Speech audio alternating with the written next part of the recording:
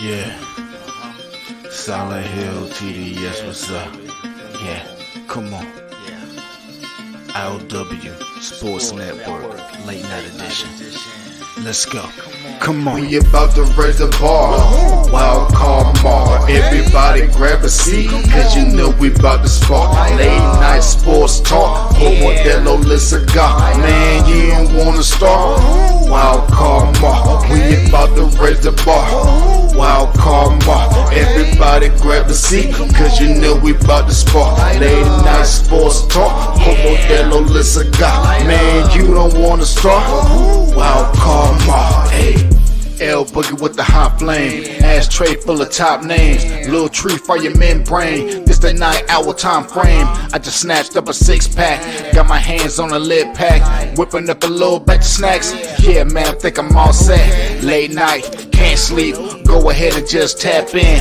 Better grab you a cold one, and we about to get some laps in. Wild card on the microphone, he'll hit you with a couple flurries. Y'all need to just strap in for some entertainment sports commentary. We about to raise the bar. Wild card bar. Everybody grab a seat, cause you know we about to spark. Late night sports talk. Modelo Le Cigar. Man, you don't wanna start.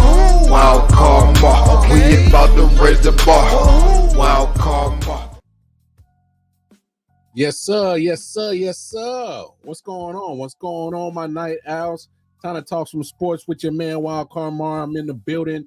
I apologize for not appearing last night. I know I'm trying to stay consistent. I'm trying to get there. I'm trying to do it. Yes, sir. But I wasn't feeling too well. Went ahead, caught some rest. I was just exhausted. That's why I wasn't feeling well. So I took a nice little long extended nap. So I apologize for not appearing last night, but I wanted to make sure that I get a show in tonight. And so pardon my tardiness. But hey, let's get to it. It's episode 423. Let's get to it. Obviously, we're going to talk some NFL, for sure. Definitely want to, talk about, it's Wednesday, so I always give my top 10 teams. Definitely hit up some of the trending topics, things to talk about in the NFL. I will give my piece on the Robert Saleh getting fired from the New York Jets. I know it's been talked about a lot today and talked about yesterday since it happened, but since I did not do a show last night, I'm going to take that opportunity to talk about it tonight. But I want to start right here. Obviously, you see the hat, you see the jersey. Yes, I had this same jersey on Monday. It's because my Kansas City Royals were playing. We're playing again tonight. Things did not go myself or the Royals' way. Lose 3-2. Hey. This is why some of the Yankees get paid the big bucks. Giancarlo Stanton, the go-ahead home run in the 8th inning. Great for them, of course. Just got to give props when props are due. But I will say this, man, this Royals team is not going to lay down. I am definitely predicting them right now win game 4 tomorrow to extend it to go 5 games, winner takes all. And then after that, we'll see what happens. But I will say this for sure, that Royals team put up a hell of a fight. Hell, they've been obviously winning game 2 in New York was big for sure. They didn't lay down in game 1. They didn't lay down in game 3 at home. The K was rocking. Love my peoples out there in Kansas City showed up for the boys. They were extra loud. Matter of fact, I think to a certain extent, TBS had to turn the volume down on their mic because it was extremely loud at the K. Hey, we love our teams. We love our Chiefs. We love our Royals. And I know for a fact that the Royals are going to definitely put up a fight tomorrow in game 4. They get the W. Your Cleveland Indians, if you're a Cleveland Indians fan, still got some work to do. Got to get rid of them old pesky Tigers. Got to get rid of them. Oh, no. Yeah. Detroit leads that series 2-1, but they got shut out tonight, or this afternoon, I should say, 3-0 The bats have gone cold. The bats have gone cold. What is going on, huh? What is going on? Especially Jose Ramirez. I saw some frustration on his face. The bats have just gone cold for the Cleveland Indians. This is now 2 games in a row that they have been shut out. No points. Can't win in the playoffs when you do that, right? That's not how that works. That is not how that works.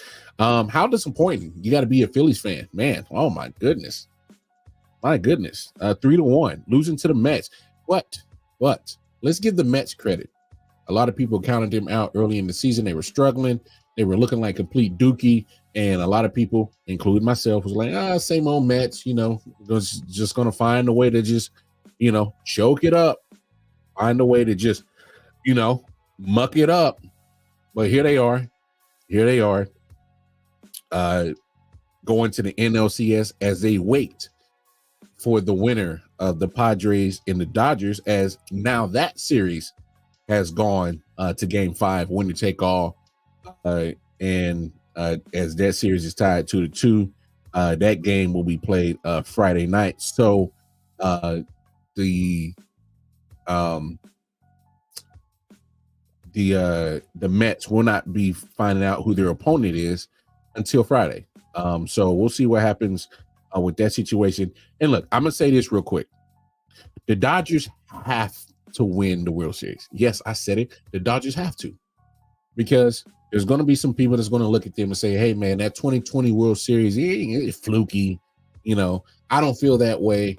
But because, although the schedule was small and condensed, all the teams played, had the same amount of games, played at the same time. And, they just came out the better team during that COVID shortened season, point blank period. So just, it wasn't no pause in the middle of the season. It was literally everybody started at the same time, at the same amount of games. And they came out the better team that year.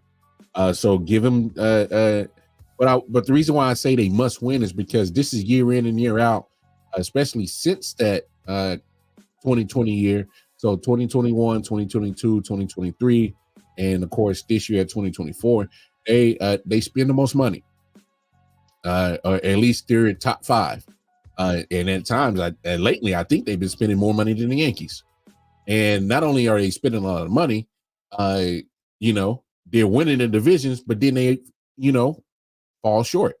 Right now, the strategy that they went pretty much, relief pitcher heavy tonight worked out in their favor. Because they've been kind of, they've been getting hit by the injury bug by the starting pitchers. So give the Dodgers their credit. I.O.W. Was able to slow down Fernando Tatis a tad bit. He's been seeing the ball relatively well in this series, but they managed to kind of cool him off. About time that they actually set him down for a 1-for-4 type of game, and they didn't allow the home run or him to do much damage. So shout out to the Dodgers for making that. And that's a great rivalry right there, Dodgers Padres. So them going to winner take all game 5 on Friday, I'm all here for it. Can't wait to see it. It's going to go down in LA. But I just think the pressure's on LA.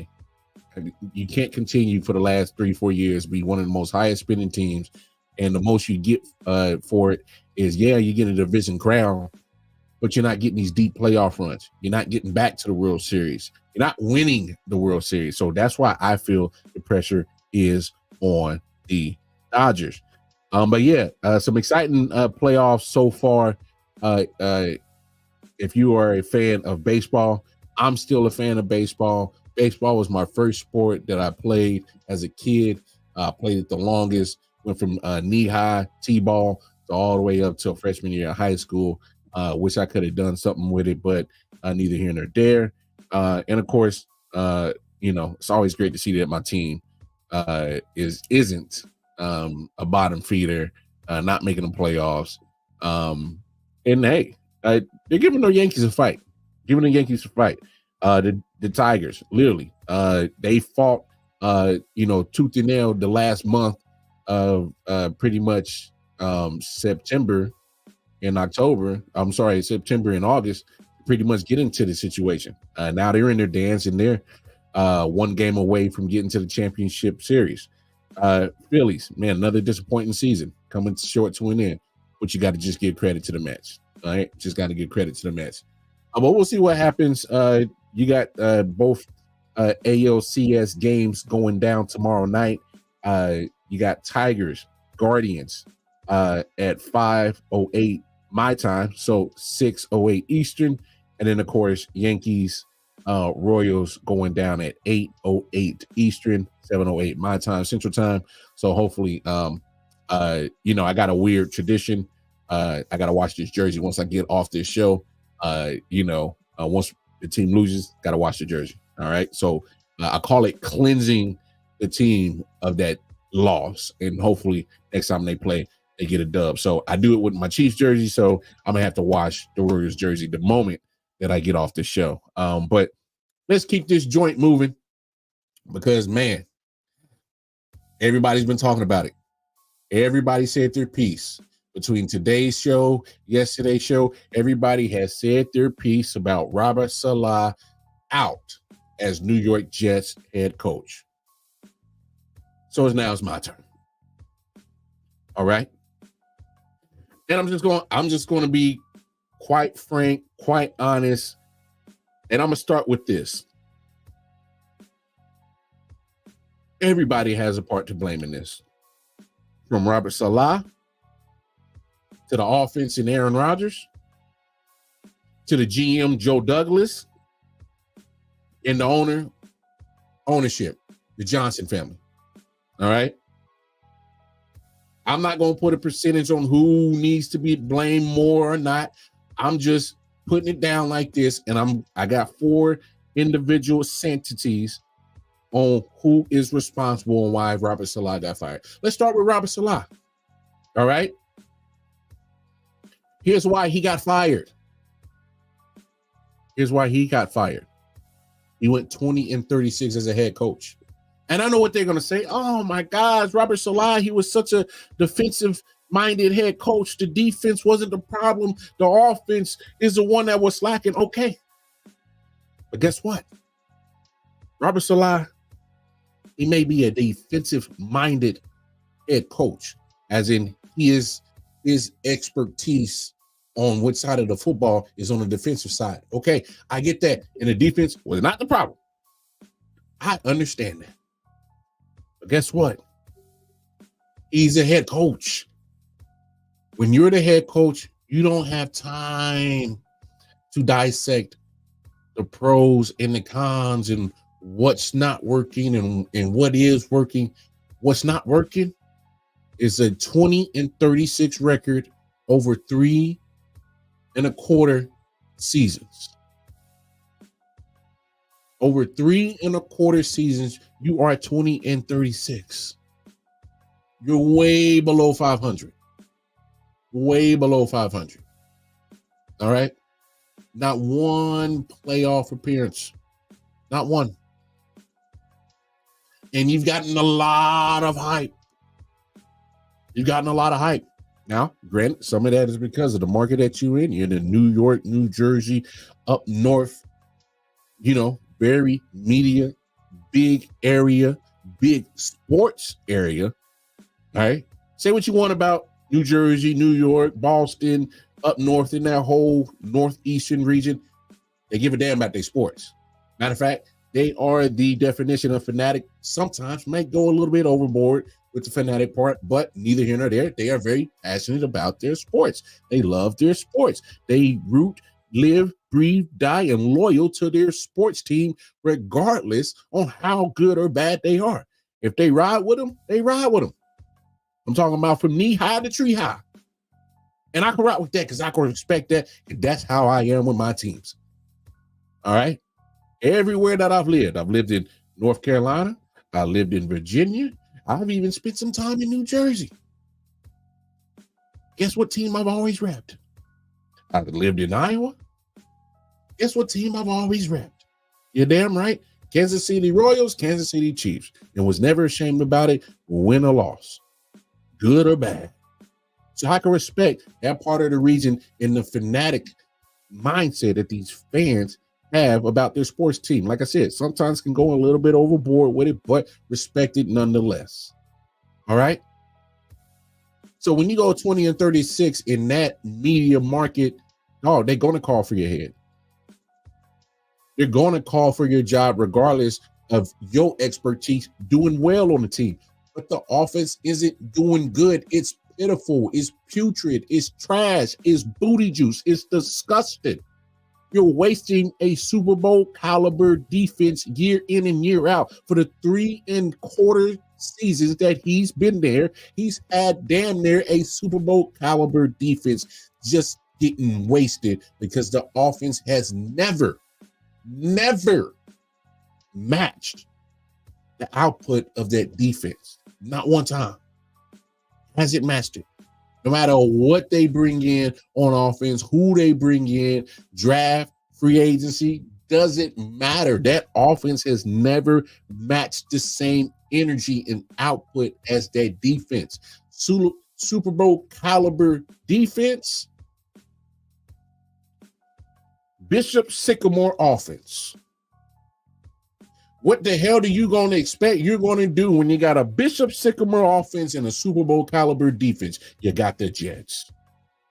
So there's no surprise why 20-36 is your record and you got no playoff appearances and you are now unemployed. So that is your portion of what went wrong, Robert Saleh, and why you got fired is because you, as a head coach, did not make sure you did your job in that all 3 phases of football, special teams, defense, and offense was being, at least good, serviceable, no consistency. So that's your blame on that part of the situation. All right. As I talk about the offense, yes, there is some blame that needs to go to the offense. Oh, yes, there absolutely is. And I'm looking at you, Nathaniel Hackett. But you know what? The fact that you can hack it as a head coach last year and got fired and didn't even finish this season, what made the ownership think that you was worthy of being a play caller? Oh, because the quarterback is your homeboy, huh? Nepotism? I mean, we talk about Bronny James and LeBron James, Bronny Jr. and LeBron. Isn't that not a little nepotism? That's your buddy. That's your homie. Because he wanted you in Denver. Matter of fact, he went to Denver and taking a job there thinking he was about to be the quarterback. You chose New York. He thought you was going to Denver. That's why he took the job. He's like, oh, I'm about to get this job and I'm going to be your head coach. We're going to get it done in Denver. No, he said, I want to go to New York. I want to go to New York. I want to go to Denver. So he bamboozled you. First of all, he fooled you. All right. So Hackett being the OC, if there was anybody that really deserved to get their job fired or get fired and lose their job, for me personally, it'd been Nathaniel Hackett. I'm just looking at it this way. If you literally are the offensive coordinator in the side of the football that is really the booty juice of our team is the offense, I would have fired the offensive coordinator first before I went head coach. Don't you think? I would have, as a GM or owner, I would have looked at the offensive coordinator and be like, hey, man, you messing up. And then once I fired you, and then if the putrid offense continued, then I would go to the head coach and be like, hey, man, I gave you a chance to get it fixed. You didn't get it fixed. Now you can go. I've never seen it before that you get rid of the head coach before the offensive coordinator. I've never seen that, or at least I can't recall. I mean, somebody's more than welcome to correct me if you've seen a head coach who is a defensive-minded head coach get fired because of the offense or lack thereof, and not the offensive coordinator go before he did. Somebody's more You're more than welcome to correct me on that. Just let me know, and I'll shut up about it. But I don't understand how Hackett still offensive coordinator. Oh, because that's your buddy, right? Don't tell me that ain't got nothing to do with it. You can't fool me and try to, make it seem like that has absolutely nothing to do with it. I don't know if I'm willing to buy that. I think the relationship with Aaron Rodgers and absolutely Nathaniel Hackett plays a huge part in the fact that Nathaniel Hackett still has a damn job, or even got the job to begin with. After what we just saw, what you could not do, ladies and gentlemen, I could understand if Nathaniel Hackett had a great, successful history as a head coach and, just didn't work out. And he goes back to being an offensive coordinator because he still loves to coach the game of football. And, I could understand that. But the fact of the matter is that your offense as an offensive coordinator sucks. Oh, that's the same reason why you got fired in Denver, because the offense in Denver sucked. And you were the quote unquote offensive minded head coach. So you literally got fired for something that you were supposed to be an expert at. You sucked. You couldn't hack it, all pun intended at this point in time. So you, Nathaniel Hackett, you play a big part on getting Robert Saleh fired. How do you fail at your expertise, quote unquote? I got a culinary degree. I spent many years in culinary kitchens, cooking my ass off. That's like me burning everything. Me absolutely sucking that flavor profile and plating and all the elements that comes to culinary. That would make me look silly, right? That's like a prostitute who don't know how to suck a thong or don't know how to bust it wide open. What the hell are we talking about? A stripper don't know how to shake that tail feather. What the hell are we talking about? Yo, you suck at your expertise? What is this? Oh, but you Aaron Rodgers boy. Well, please believe. Aaron Rodgers ain't let off the hook. Oh no. Oh no, he ain't let off the hook. Because here's the thing. And I've been waiting. I've heard me say this many times on my content. If you are a 40-year-old guy coming off an Achilles injury, I've never seen that equate to getting back to their tip-top performance before that injury. And let's be honest, he's 40.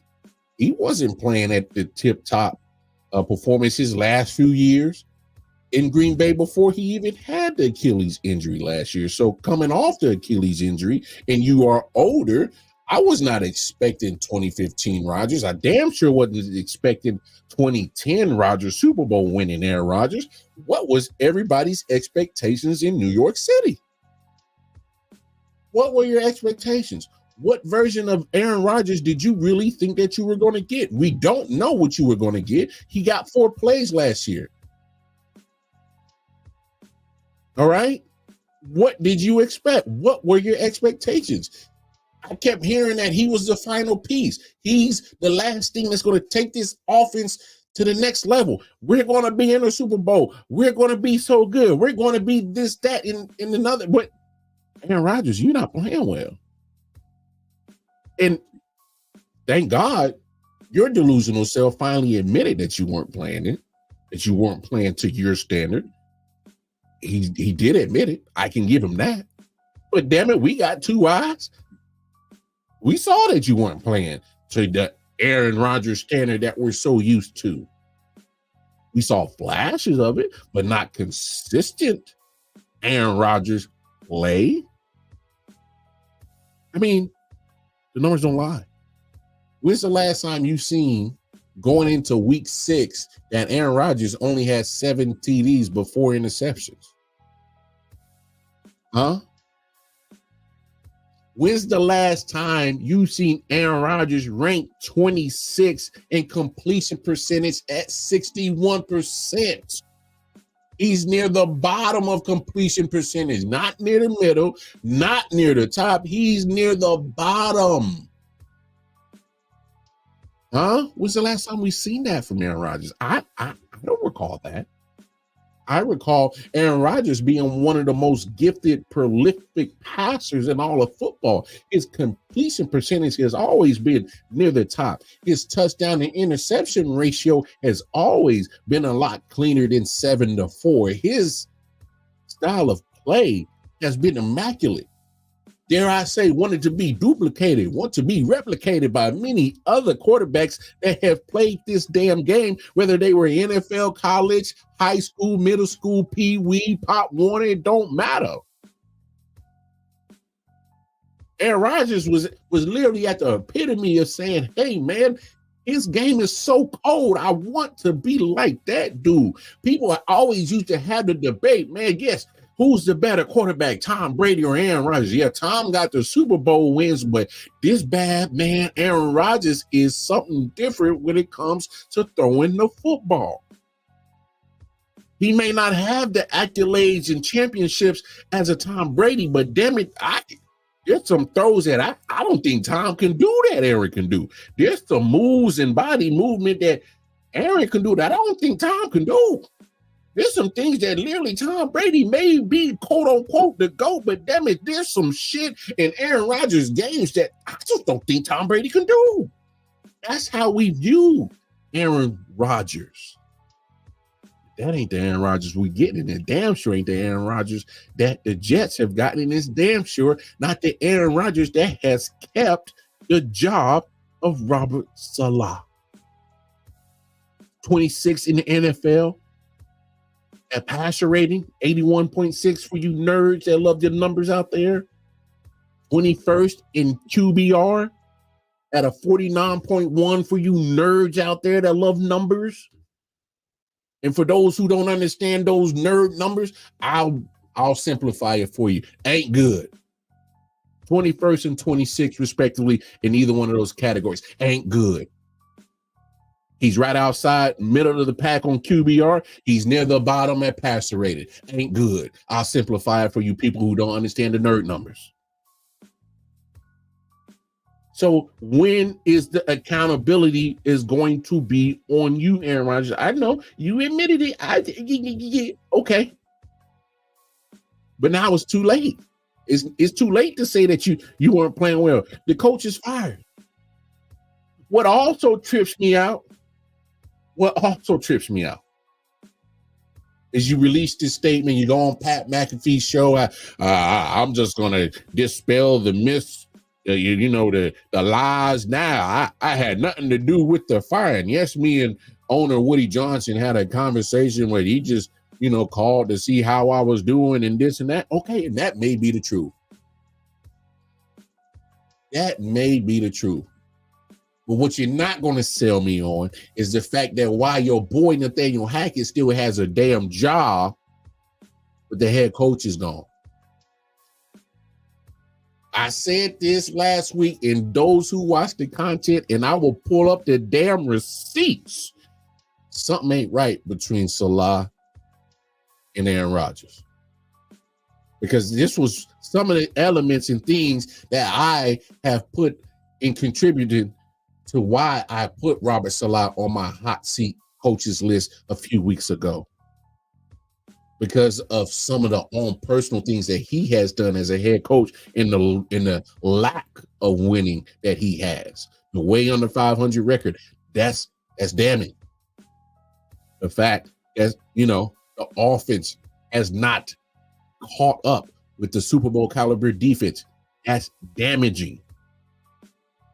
It's a lot of elements there why I put him on the hot seat list, and lo and behold, here he is, first coach on my hot seat list, gone 5 games in. But let's dig a little deeper. All right, should we look at Aaron Rodgers a little bit different? Should we? I mean, to be fair, listen to the facility show I'm starting to really like. Chase Daniel, James Jones. I'm starting to tolerate Acho a little bit more. I'm still on the fence on LaShawn McCoy. Sometimes he talks out the side of his neck and just, I don't know. He's okay. I'm starting to tolerate him just a tad bit, a little bit more, but starting to really like that show. Chase Daniel brings up some good points. So we start looking at Aaron Rodgers a little bit different. Take a listen. I would almost call Aaron Rodgers a coach killer. Now you cooking. I like what you're putting that seasoning for that meal you're doing. I like that. Go ahead, talk to him. Mike McCarthy got fired mid-season in 2018 in December. Rodgers started all 16 games. They bring in Matt LaFleur. That offense was a struggle. You saw that relationship not do good. They changed the entire offense for Aaron Rodgers, and they were not good the last 2 years he was there. And what was their offense last year without Aaron Rodgers? Because Matt LaFleur was able to get in there and cook and do the offense that he wanted. It was excellent. They made it to the divisional round, right? The Packers. And then you get Robert Saleh for 6 games, and then you get him fired. He's a coach killer, bro. Like, let's just call it what it is. Like, he has an ego about himself that it's probably one of the goats. But I'm just saying, you can't dispute facts.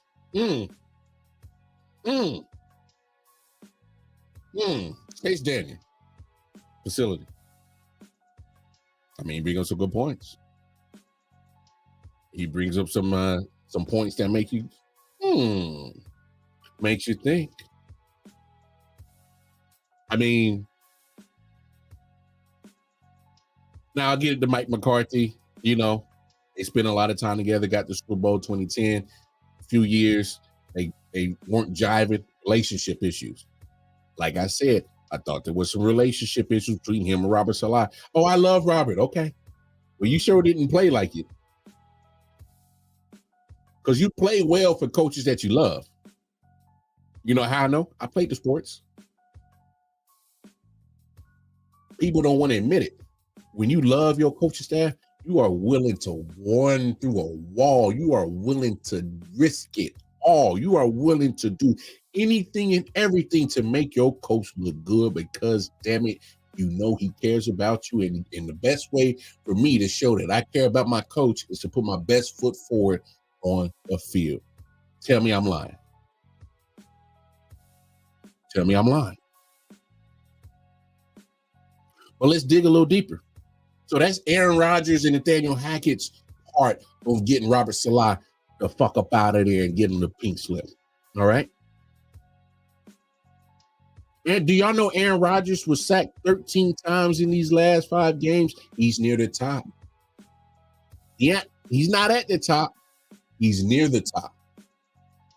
Now, I'm just laying it down this way because a quarterback who's 40 years old, just coming off an Achilles injury, it does not do them any favor being sacked at the top of the quarterback list, near the top. That doesn't bode well for them.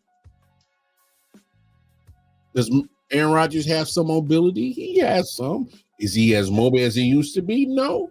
He's never been a Michael Vick, a Lamar Jackson. He's been more, Steve Youngish. And that's being generous because I think Steve Young was a very good mobile quarterback. Go check the tapes. Go look at him. Steve Young was a bad boy when it comes to mobility. I say Aaron Rodgers had enough pocket presence mobility that he could get out of some things, every now and then get a little scramble, but he's not a burner. Have we seen rushing touchdowns from Aaron Rodgers? Yeah, we've seen them. But his mobility is more, moving the pocket, getting in and out, trying to avoid certain sacks and tackles. You're not seeing that as much this year as we normally see. And this is the fault is on the general manager, Joe Douglas, and ownership.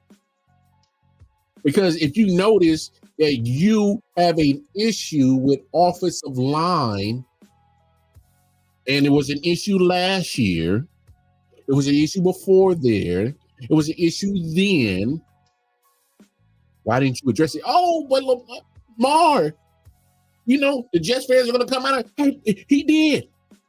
You know, got Moses from the Ravens. We brought in, we drafted Vera Tucker. You know, we brought in Tyron Smith. Okay. So let me ask you this. 33-year-old old-ass Tyron Smith has missed 37 games from 2020 to 2023, if my calculations are correct.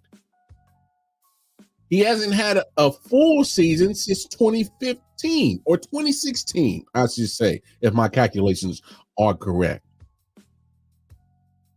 You draft Vera Tucker. Oh, yes, he looks good. Guard out of USC. He does. He looks good. But damn it, you drafted him in 2021, and he's already missed 27 games in his career. When are you going to finally say that, hey, maybe Vera Tucker is just not durable enough?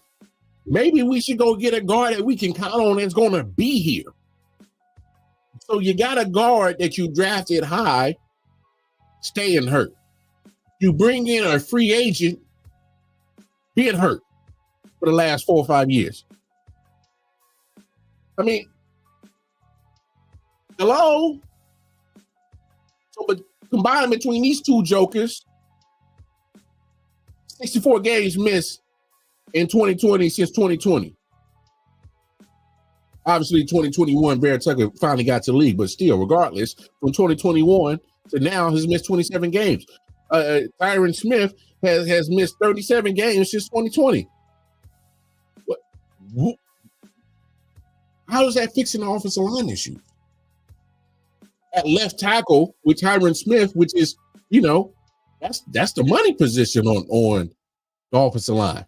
If he is always hurt and can't stay healthy, granted, he stayed healthy so far, he's just a couple of hits away from being on injured reserve.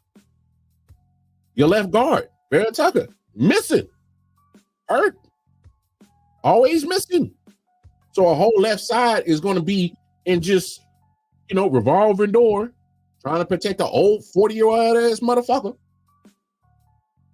How much sense does that make? So the general manager, Joe Douglas, you got to take some blame in getting Rabbi Salah ass up out of there.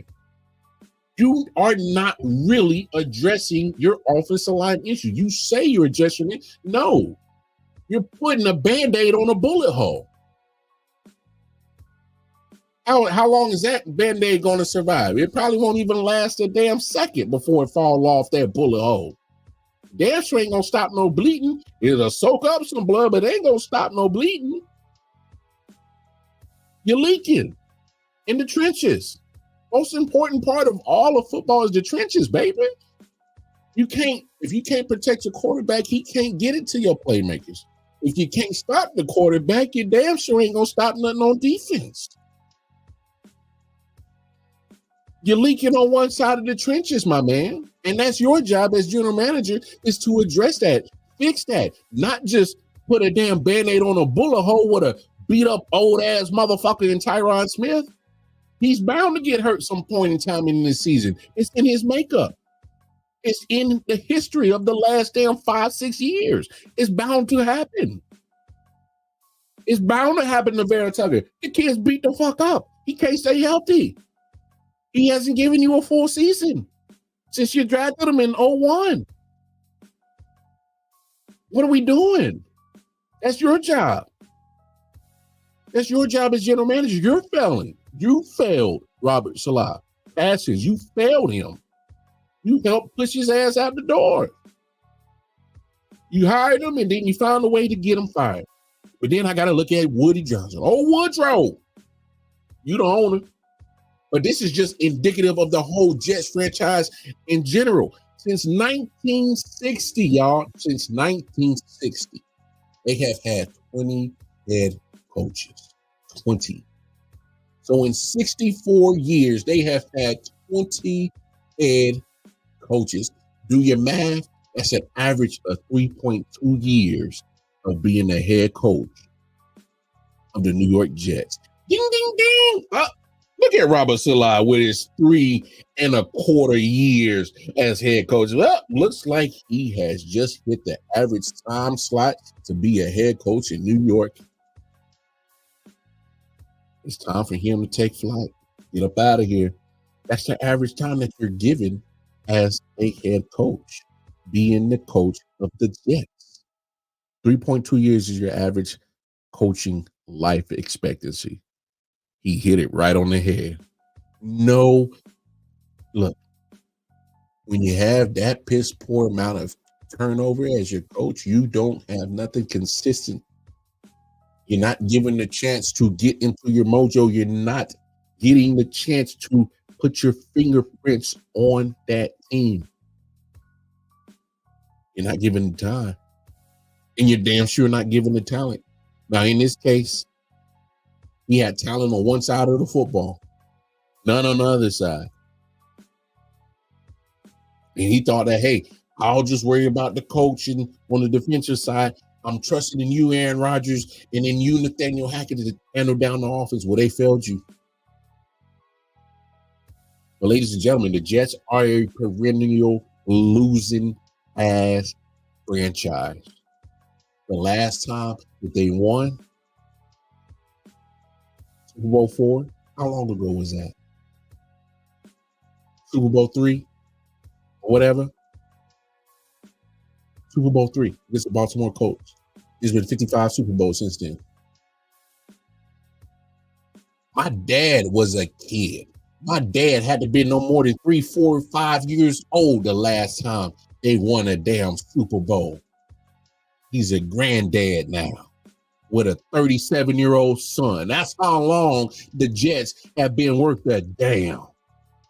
So with all that being said, they are a perennial losing ass, sorry ass franchise. When you got this kind of bullshit from top to bottom of people not doing their job, but the head coach gets the blame. Point blank, period. That is not a desirable job. Not as long as it's under this ownership with this general manager, and damn sure we're not this agent starting to look washed ass quarterback with his bum ass offensive coordinator that damn sure ain't worth a damn. Wasn't worth a damn as an OC. One ain't worth a damn as a head coach. This franchise is not a good franchise, and it's getting poorly ran. And the only reason why is that they are in contention to win this division right now is because the Bills have taken a step back. The Dolphins sure as shit don't look like they got any offense without Tua. And the Patriots, well, they damn sure ain't worth the damn on offense neither. You in a piss poor division right now. The AFC East looks pretty pissed right now. And y'all are part of the pissness in that division. But there's more than just Robert Salah that got himself fired. There's a whole multitude of bullshit that got him fired. There is nothing that resembles success with this trash ass franchise. I'm just gonna say it. I don't care who gets mad at me. I don't care if you jump in my DMs. You Jets fans will finally come to your realization. You keep rooting for a sorry ass perennial loser year in and year out. Point blank, period. And you need to look at your owners and your general managers and say, what are y'all going to finally do and wake up and say, hey, get the right people in places in here. Stop living on the past life of a 40-year-old motherfucker coming off an Achilles injury. You don't even know what he looks like. Well, he don't look good. Don't bring me this nepotism crap, bringing in his buddy as his OC who can't call a play and put a damn good offensive game plan together to resemble anything that looks like an NFL offense. He's trash. Why the hell did you hire him as your OC? Because he's his buddy. He sucks. Sucks as an OC. He was trash as a coach. He didn't even make it a whole year. That should have been your talent. Oh my gosh, you gotta have him as an offensive coordinator. Look at him. The guy sucked as an offensive coordinator. He sucked as a head coach. You got fired as a head coach because your expertise failed. Make this shit make sense. Come on now. My goodness. Losers. That's what they are. Point blank period. Let's do some quick other NFL trending topics before I get to my top 10. I'm saying, man, sometimes shit just if it looks like a quack, look like a duck, quack like a duck, damn it ain't a pigeon. All right. It's crazy. Sometimes common sense ain't so damn common in the world. And when you see stuff like just stuff like this, it is mind blowing. It baffles me. It absolutely just like, come on. Speaking of the Patriots, with their lack of offense, no surprise, we're going to Drake, man. You drafted him high in the first round. See what the kid got. Can't get no worse. Can't get no worse. It absolutely cannot get no worse. I like Jacoby Brissett. He comes off as a great human being.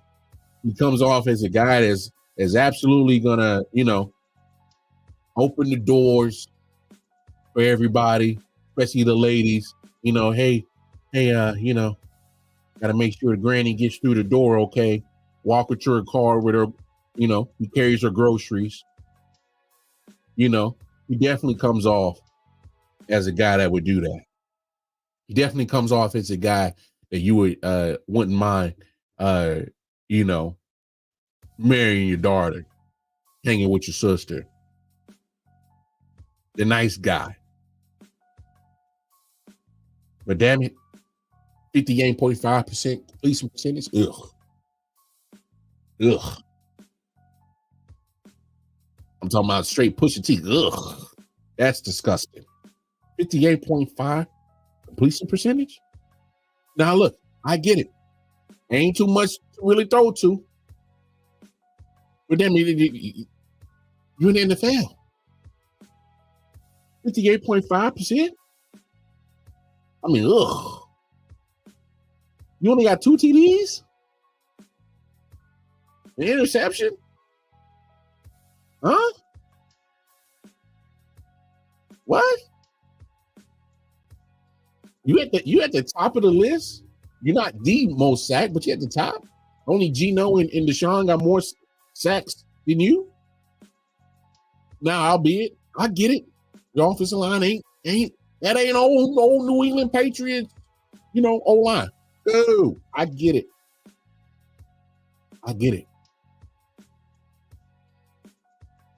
QBR?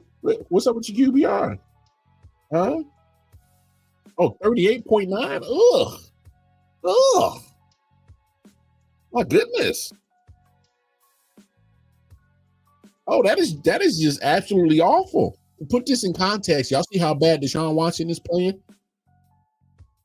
Y'all see how bad he's playing? They're saying Jacoby Brissett is only just a smidgen better. That's it. That's to put it in context for you people who are not the nerd people who don't like the analytics. There we go. I just put it to you in that way. Oh, your passer rating. Oh man, your passer rating is worse than Deshaun. Ugh. See how he playing? Ugh. Come on. You got rookies playing better than you. You got old aging stars playing better than you. You got young, trying to figure out struggle bus, young players playing better than you. It's just not good. They need a spark. They need something on the offense to try to help the defense. Now, the defense can't win all these games for the Patriots because the defense is going to do their job. But you keep this up, you about to have Gerard Mayo in the same situation that Robert Salah just got booted out of, where the defense is doing their thing, but the offense ain't worth a damn. Then all of a sudden, we tried. At least you did. You take this pink slip on with you and go make your way to the unemployment line. Go find another coordinating job. But get the hell up out of here. This is only his first year. This will be his only grace year. This is it. After that, ain't no guarantees. Ain't no more grace after this year. You keep this up. That's why you see people like Robert Saleh get fired. Because as a head coach, you got to make sure that all three phases of the football game is clicking, baby. Not just your expertise side. So you got to make that move. Gerard Mayo's like, hey, man, I don't know what's, maybe we can still compete in the division. Maybe. Because as you look at it, the standings, Bills 3-2, Jets 2-3, Dolphins 2-3, Patriots 1-4, 2 games out of first. Maybe Rod is saying, hey, let's give it a stab, see what happens. I mean, the rest of the division is piss poor. Let's try to make something happen. We got 12 more chances to try to make it happen. Why not? Take a stab at it. Get a spark. See what Drake May has. Let's see what he can do. I'm not expecting greatness. I'm really not. Patriots is not a good team, especially on the offensive side of the football. They are not a good team. Void of weapons, void of good offensive line. Sounds like the Jets, don't they? They do. Just saying. What else did I see? Aiden O'Connell. He gets his starting job back in with the Raiders. Okay.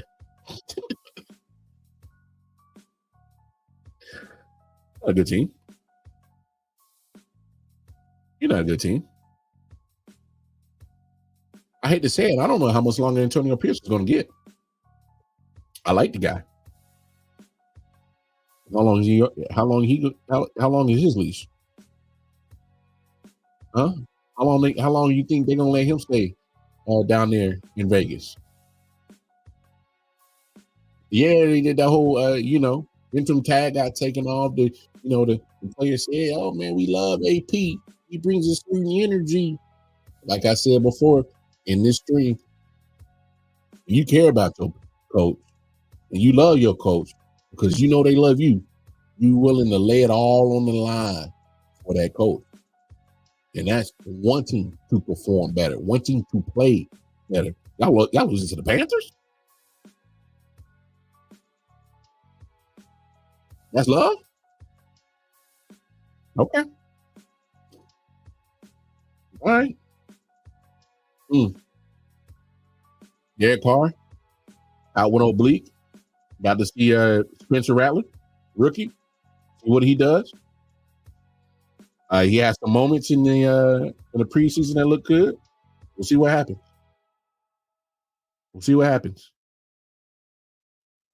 Not sure what to expect from him. It can either be one or two things. One, he's going to get his ass kicked severely by the Buccaneers, or he might actually do something. I don't think there's a middle ground. I don't think an okay game from him gets him a W this week against Tampa Bay. It's only going to be one end on the spectrum where he's going to actually look phenomenal or he's going to play like ass. It's going to be one or the other. Obviously, with the hurricane, hey, prayers out to everybody in Florida. I saw that the roof of the Tropicana Stadium at the Tampa Bay Rays play at got some severe damage from the wind. The Category 3 hurricane, well, it was a Category 5, was Category 3 by the time it hit land. Tore off the roof, pieces missing. So pray for the people down in Florida, for those that stay. Hopefully the casualty numbers will not be high. But we'll see how the Tampa Bay Buccaneers how they mentally get right for because they left Florida obviously early to avoid any situation going down and getting stuck there in Florida, and they got an away game in New Orleans anyway. So hopefully they can find a way to mentally, stay in the game, mentally, be right for and put on for Tampa Bay in the residential Florida. So we'll see how it goes. I'll keep those people in your prayers. Real quick, as I got about a little bit, 4 minutes left in the game on the clock. Great chill. I know what it is.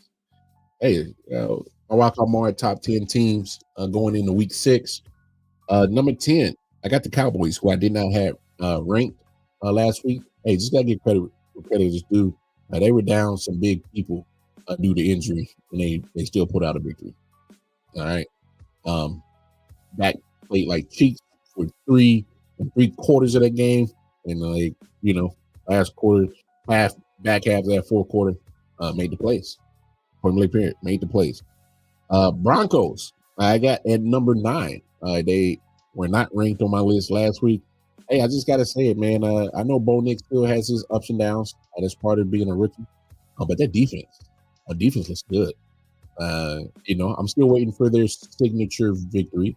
If they can beat the Chiefs, beat a team like Baltimore.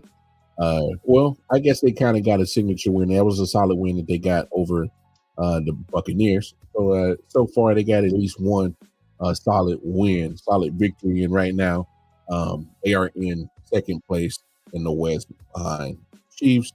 Obviously the rest of the teams are playing for second place anyway. But no, I give them those props for sure. They hung in there tough with the Steelers. They hung in there tough with the Seahawks. Beat the Jets, beat the crap out of the Raiders, and they beat the Buccaneers. So right now, solid schedule of wins that they got right there. Number 8, Buccaneers down 2 spots from last week. Hey, coming off a tough loss to Atlanta last Thursday. Hey, just Monday night. Buccaneers still a solid team. Just got to continue to be consistent, especially with Baker Mayfield. If you get consistent from him, the rest of the offense will follow because he's getting the ball to their playmakers. So do that, they win. Number 7, Falcons. Were not ranked in my list last week, but here they are at number 7. Hey, looks like that offense is starting to finally get it. Between the chemistry between Kurt and Darnell Mooney had a good, build a little rapport with him. Kurt with Drake London. Drake London is finally showing why he was worth that draft pick early for the Falcons. Kirk Cousins definitely getting him the football. Still got to work on that consistency, working relationship with Kyle Pitts. There's some plays that I see that it looks good, and then there's some plays where I'm like, yeah, they're not there yet. Still got to get Bijan Robinson more involved too. Waiting for that to happen too. But no, Falcons right there at 7. Number 6, Ravens up 3 spots from last week. Hey man, put a whooping on Buffalo. Turn around, win a shootout with Cincinnati.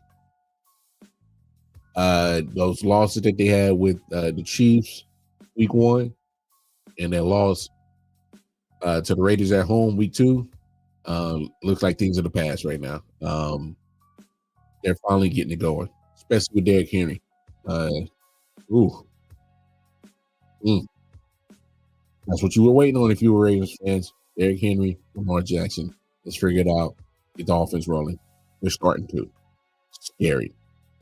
Number 5, the team that they're going to face this week, Commanders. Staying in the same spot I had them last week.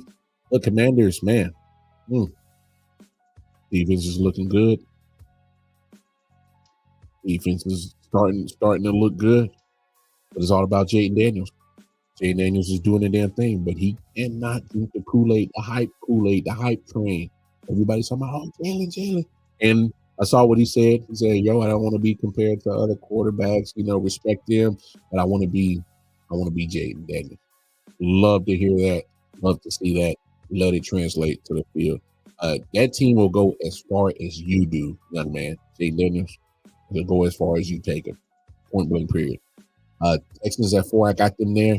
Damn good way to win that game against Buffalo. I don't know if they'll still be this high on my list next week. Them losing Nico Collins kind of worries me about them a little bit because they still haven't found a way to get Stephon Diggs going or any other wide receiver. It's pretty much been the Nico Collins show. They got to find some running game too. That's kind of disappearing and with kaputs. So I don't know what's going on with their offensive side of the ball. But this is not the same offense that we saw last year, who was very productive and was able to move the football. And of course, CJ Stroud being what he did last year. I'm not saying he's regressed this year, but film on you. There's more people that are that saw what you did last year, and they're going to prepare for it and try their damn hardest. Make sure you don't recreate that. Formally clear. Lions at number 3 stayed where they are last week. Hey man, I just got to say it. It might be another trip to the NFC Championship game with the Lions. If you ask me. I mean, but the only loss that they got was the Buccaneers in a very close game as well. Hey, explosive offense, starting for that defense to come around. And defense starting to come around because that's kind of, especially, on the back end, secondary that's kind of been their Achilles heels. But as you see, they've only given up, 20 points twice, 13 points, and of course, in the shootout against Seattle last week, giving up 29 points, but they made some plays when it mattered down the stretch, getting turnovers, stops when it matters. So, I got the Lions exactly right there, number 3, where they were last week. Number 2, Vikings. I took them down a spot. You struggled with a bad team. You almost had the Jets win that victory. So I'm not knocking them because of the, because of a victory. I just thought that they just did not look good in week 5 as they previously had done. Some couple of chinks in armor, but to their credit, they were able to overcome some things, still walk away with the dub, go into their bye week as one of the only 2 undefeated teams left in the NFL. And of course, number 1, my Kansas City Chiefs. I had to move them back up to the top spot. Hey, this is what you love to see. Kareem Hunt getting 102 yards, Patrick throwing for 300 plus. That's a formula. I've been saying it. I've been screaming it. Come on, Andy Reid. Listen to me. Listen to me. I know you're the expert, Andy, but damn it, balance offense. Balance offense. They finally put a 3 and 4 tight end set. So what, you're having issues at wide receiver? That's your most down position room on your offensive side of the ball. Your highlight offensive side of the room is the tight ends. Yes, we know that Patrick Mahomes is nice, but as a whole collective in quarterback room, it's not. They're top. Your starters tier 1. Your starter Patrick Mahomes is top tier, not the quarterback room, but your tight end room is very damn well diverse in the mismatches. Saw Jordy Fortune get some playing time, bringing him back. He got cut from Miami. They bring him in, put him on the practice squad, elevate him against the Saints. It looked good. Gave Noah Gray some playing time. Even had a touchdown call back over penalty. But he's doing his thing. And of course, Travis Kelce doing his thing. Still haven't seen much of Jared Wiley, but they got it in the draft from TCU. I think they're waiting to use him towards the back end of the season. But this is the genius of Andy Reid. Get your 3 and 4 tight end sets. This is the most, I guess, best way to recoup for your lack thereof on the wide receiver side. But Juju Smith just had a great game against the Saints. Definitely start continuing to get Justin Watson more involved. Love the way you're using Xavier Worthy. When it all fails and you need to make sure you get the plays, go back to your 3 and 4 tight end sets. It looks good. I actually love it. Been calling for it. Been wanting it. You know, go back to some of these episodes that I got on the Wild Card Team podcast. Hey, give me these 3-4 tight end sets. Go ahead. And then, like I said, Kareem Hunt, the running game, the balance part. Keep these defenses honest. Keep them honest. Oh, you want to creep up in the box? Safety? Cool. Number one, Worthy can go straight down the seam. With your fine ass mama. I said it. But come on. That's what you like to see. Kareem Hunt did his thing. It's like he ain't lost a beat. People got to understand, he should have been part of this dynasty. I remember he led the league in rushing his rookie year, 2017. He was balling with Patrick, 2018. When the situation happened, they had to get rid of him. He lied to him. Rightfully so, they got rid of him. But the reunion looks good. Glad it was able to happen. Oh, you Chiefs fans, man. I don't like Kareem Hunt. He shouldn't have did what he did. I won't root for him. But you're clapping your motherfucking hands now, huh? Oh, touchdown, Kareem! Nice run! Soon how you soon forget. Anyway, ladies and gentlemen, let me get up out of here. Again, that was the last show of the week. Appreciate everybody tapping in with your boy.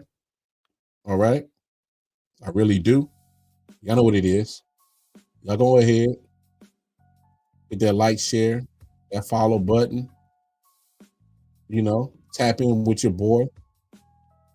You know what it is. Tap in with your boy. Hey. I.O.W Sports Network, all the platforms right there. AC Rock, I'm on the Twitter. Tap in with me personally.